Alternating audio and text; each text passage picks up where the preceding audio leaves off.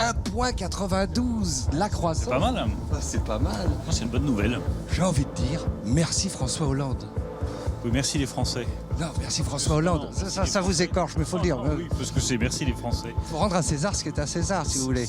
C'est les conséquences. C'est pas ce jeune coq arrogant de Macron qui va bénéficier de tous les efforts d'un quinquennat qui est passé sous silence. Non, c'est les efforts de tous les Français. Hier, j'ai vu Bruno Le Maire. Il revendique les bons chiffres de la croissance. Mais quand même, on dit merci François Hollande, merci Manuel Valls. D'abord Manuel Valls. D'abord Manuel Valls. Oui. Merci. Ensuite François Hollande. Voilà. Bon, il fait pleurer les enfants. Il préférait François Hollande. Qu'est-ce que vous voulez que je vous dise? À la base, j'étais venu pour le réhabiliter un peu. Parce que quand vous étiez ministre de son gouvernement, l'économie, ça ne l'intéresse pas. On réhabilite François Hollande, ça ne l'intéresse pas. Il est bizarre, hein, lui.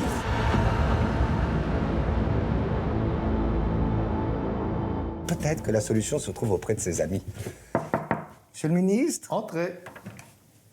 Bonjour, monsieur Sapin. Bonjour. Je peux m'asseoir? Heureusement. Alors, toujours dans le métier? Ça fait longtemps que je vous avais pas vu. C'est vrai, vous intéressez uniquement à ceux qui sont en activité. Mais pas du tout. Que les sont-ils devenus? sunlight. La preuve, sinon je ne serais pas là. Je me suis dit, ça fait longtemps que tu n'as pas vu monsieur Sapin, va sapiner un petit peu. Et voilà. Bon alors, vous n'êtes pas nombreux à défendre le bilan de François Hollande, et je me dis que vous étiez peut-être l'un des rares à pouvoir m'en dire un peu de bien. Je suis pas sûr que je sois le mieux placé pour défendre un bilan. Mais peut-être sur le point... Parce que j'en étais acteur. Oui. Les mieux placés sont les observateurs, Oui. les journalistes, les commentateurs. Parce qu'ils paraissent plus objectifs. C'est très juste. Bon, dans ce cas, je vais y aller. Merci. À bientôt. Bon travail. Et alors, c'est 1,92 de croissance dont Ouais. se targue aujourd'hui le ministre de l'économie. Est-ce qu'ils sont dus à l'élection d'Emmanuel Macron, ou est-ce que la politique que vous avez mise en place, et à laquelle on n'a pas assez rendu hommage, y est pour quelque chose? Si je vous disais la croissance de 2007, c'est tout à cause ou grâce à François Hollande et à moi-même, ce serait de l'enfantillage. Oui. Mais celui qui me dit la croissance de 2017, c'est tout grâce à l'élection d'un nouveau président de la République et à la politique qu'il a menée, c'est de la gaminerie. Est-ce qu'on peut dire qu'en politique, on a toujours tort d'avoir raison trop tôt? On a surtout tort d'avoir raison trop tard. Donc, si un homme politique ne prend de décisions que si elles ont un effet dans les 6 mois, en se fichant complètement des conséquences que ça peut avoir à 5 ans, écoutez, il n'est pas digne de respect. Ces effets positifs, ils arrivent aujourd'hui. Tant mieux. Parce que moi, je ne sais pas, est-ce que c'est avantageux pour le président de la République?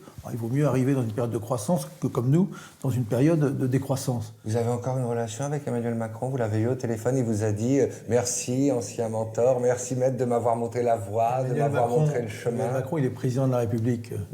Il n'a pas à communiquer chaque matin ou chaque soir avec les uns ou les autres. Le verre était dans le fruit, finalement, Je quand n'en il est sais arrivé rien, au gouvernement. mais je n'en sais C'était rien. un gouvernement. C'est lui qui vous a décrédibilisé sur le côté social, sur le côté de...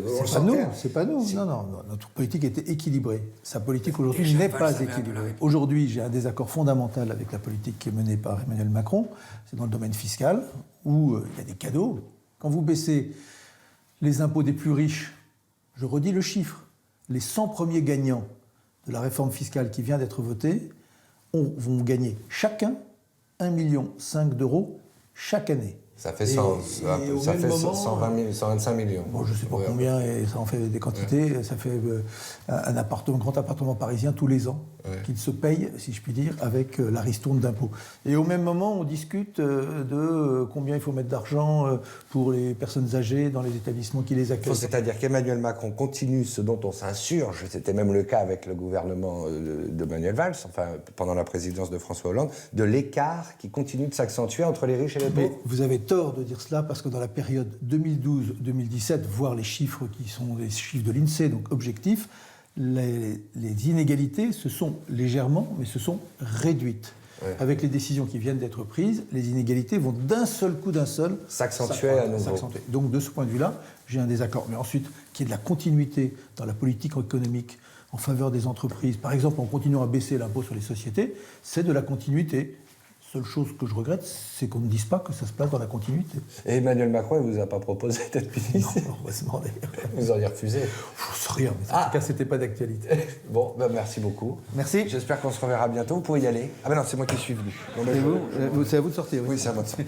Bon, objectivement, c'est pas l'interview le plus fun de l'année, Michel Sapin. Mais il dit des choses qui ont du sens. Du coup, il va m'entendre, Bruno Le Maire. Il va m'entendre. Oh ben, il y a Christine Lagarde en plus. Alors elle, c'est l'arbitre de luxe. Elle était là même avant Macron et François Hollande. Elle était ministre de l'économie de Nicolas Sarkozy. Bonjour Madame Lagarde, ma présidente. J'ai arrêté de fumer grâce à vous parce que je sais que l'odeur vous dérange. Oui. Mais il y a des petits cachous qui sont bien aussi pour la laine. Hein. Alors juste une petite... Ah oui. Juste une petite question parce que vous êtes l'arbitre idéal, Bruno Le Maire est là. Le départ... Ne vieillissez pas, vous, ça c'est un scandale. Parce que je me suis fait remettre des cheveux. Ah, très bien. Vous aviez trouvé un bon... Non, on va pas... Le début de la croissance en France qui repart, Oui. ça date de François Hollande ou d'Emmanuel Macron? Écoutez, on la constate dans les chiffres actuels. Hein, et les 2 derniers trimestres de 2017 ont été très très clairement bien meilleurs. Et on a réévalué nos prévisions 2 fois déjà. Donc François Hollande était déjà là les 2 derniers trimestres. 2017, non, je crois pas. Ah bah alors donc, merde, Christine Lagarde est du côté de Macron. Je suis content, elle a remarqué mon physique avantageux, mes petites frisettes. Tout c'est formidable. Je vous respecte infiniment depuis toujours, mais êtes-vous totalement objectif? Vous-même étiez ministre de l'économie de Nicolas Sarkozy. Et puis Bruno Le Maire, il était de droite avant d'être de droite à nouveau, donc... Mais on a fait le même travail, c'est vrai. Dans des circonstances tendues, toujours ici dans ce ministère, avec des gens incroyables. Moi, je suis beaucoup Emmanuel Macron, je l'encourage, mais je pense quand même que c'est une Quand il a vos continuité. encouragements, alors là c'est bon.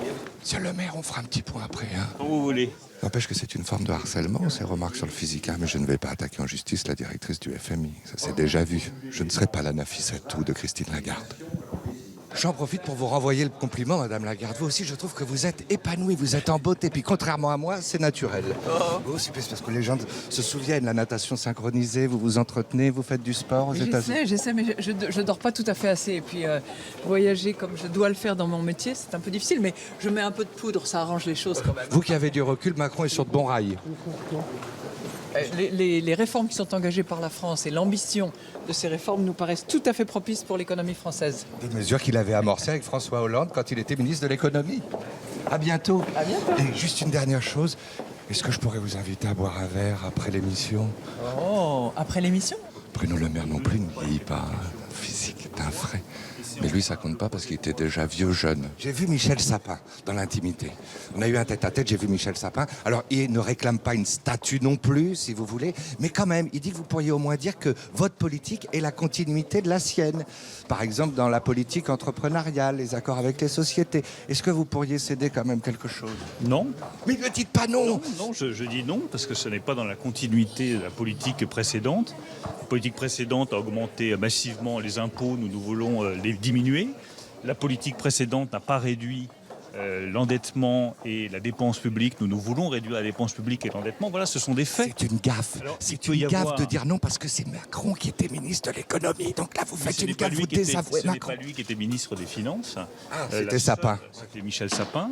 Le seul point de continuité, c'est sur l'allègement des charges, qui est une politique qui est conduite depuis Quand même, il cède quelque chose, quand même. depuis des années et par les gouvernements de droite et par les gouvernements de gauche, parce que je pense que c'est une bonne politique d'alléger les charges, ça nous rend plus compétitifs, ça permet de créer des emplois. Il dit Et aussi- c'est le seul point de continuité. Je ne veux. Alors c'est le seul. Il y en a quand même un. Il fait fini. Oui, ben on va voir Christine. Vous inquiétez pas. Il dit aussi que votre politique justement économique fait que les 100 plus riches de France auront une défiscalisation de 1,5 million. Donc vous accentuez l'écart entre les riches et les pauvres. 1,5 million, entendez bien, alors qu'on a des problèmes avec les retraités.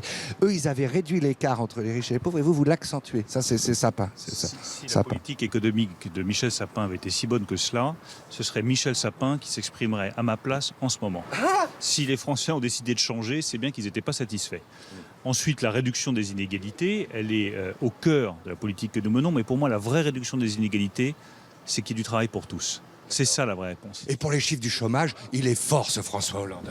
Quand même. Bon, j'insiste. Mais il faut que j'accueille mon homologue. Je crois qu'il est. Oui, je l'ai rendu. Bon, ben, à j'y vais, madame. je file. Alors, il y a pire que la situation de François Hollande, parce que lui, il se sent lésé, mais il sait qu'il est parti. Alors qu'à l'UDI, ils n'ont jamais existé et il croit qu'ils sont encore là. C'est d'une cruauté, ce que je viens de dire. Oh, bah, s'il y a quand même du monde. Hein. Ah, bah, ils sont quand même 4. Il y a Jean-Louis Borloo qui vient redonner un nouvel élan de jeunesse au parti. Ah, il parle des territoires et de politique de la ville. En cela, Jean-Louis Borloo peut être très utile parce qu'il a fait un rapport très pertinent. Du peu d'infos. La France est un pays émietté, alors. Oui, c'est vrai. C'est juste. C'est que l'élite qui est centralisée. C'est de la consanguinité qui se partage le pouvoir. L'avantage de Jean-Louis Borloo, c'est qu'il a l'expérience et qu'il a aujourd'hui la liberté de dire des choses qu'au fond, on est beaucoup à penser.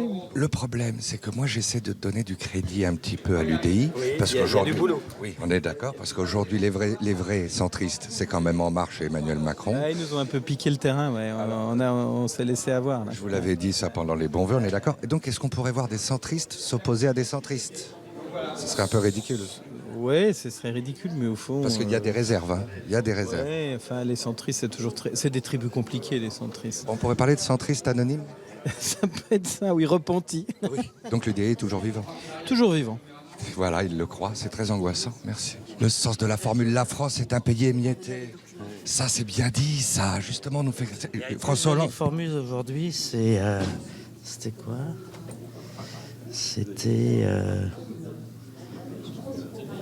Prends le temps, mais elle va être bonne, la formule. Non, mais ça va me... Elle n'est pas de moi, elle est de Madame Dindar de La Réunion. C'est l'ignorance qui fait peur. Et je crois qu'il faut faire les maisons de la connaissance. Il est tard, on appuie sur un bouton, elle parle pendant 1 heure. S'il est venu aujourd'hui, je pense que c'est parce qu'il a un sujet qui le passionne, qui est la politique de la ville, des amis centristes, dans un mouvement qu'il a quand même contribué à mettre sur les fonds baptismaux. Voilà. Et on a passé un bon moment, on a entendu beaucoup de choses très intéressantes et on espère juste que le président de la République entendra ces On messages. se réintéresse à l'UDI, mais c'était la semaine aussi de la Saint-Valentin. Et on n'a pas l'occasion de souvent parler de politique et d'amour, donc on se dit que là vous devez rayonner, que chaque politique a au moins fait 1 fois l'amour cette semaine. Oui, enfin vous savez, il y a l'amour et il y a l'épreuve d'amour, hein. C'est toujours la même chose, hein, en politique aussi, quoi. Et pour vous, la Saint-Valentin, c'est plus la célébration de l'amour ou du sexe? Ah, la Saint-Valentin, c'est plutôt l'amour, j'ai l'impression, mais est-ce qu'on doit dissocier totalement les deux? Qu'est-ce que vous dites? Non, la Saint-Valentin, c'est plus large que cette seule dimension sexuelle, si importante soit-elle. Ah, méfiez-vous, parce que vos gestes sont équivoques. Hein. Aïe. Dites-moi, avant que vous mettiez ce casque qui pourrait avoir l'air ridicule... Non, mais mettez-le maintenant, alors du coup, ce serait plus drôle. Pour faire repartir l'UDI, il faut se faire remarquer. Donc Jean-Marie Bockel a sa tactique. Hein. Oui, bon, il n'y a pas que l'UDI dans la vie non plus. Hein. Ah oui, ça, je ne vous le cache pas.